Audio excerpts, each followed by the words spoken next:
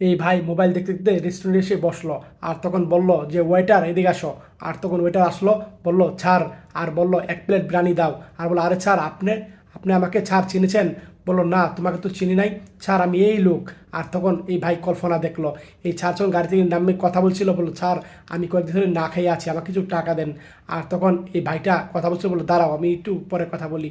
এই কথা বলে পকেট থেকে টাকা বের করলো, আর টাকা বের করে গুনছিল, আর ভাবলো সমস্ত টাকা দিয়ে দিই, দিয়ে দিয়ে চলে যেতে গেলো। বলছে স্যার দাঁড়ান, এত টাকা দিয়ে আমি কি করবো, আর এত টাকা কেন দিলেন?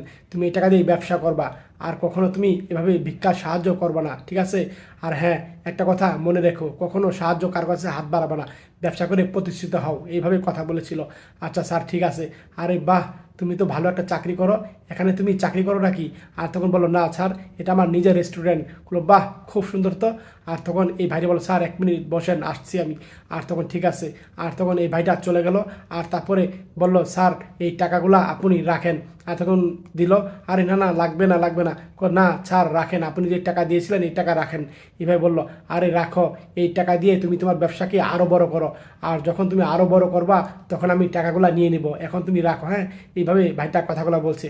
সত্যি ভাই, এই ভাইয়ের মানবতা দেখে মনটা ভরে গেল। ভালো লাগলে শেয়ার করে দিন সব ভাই।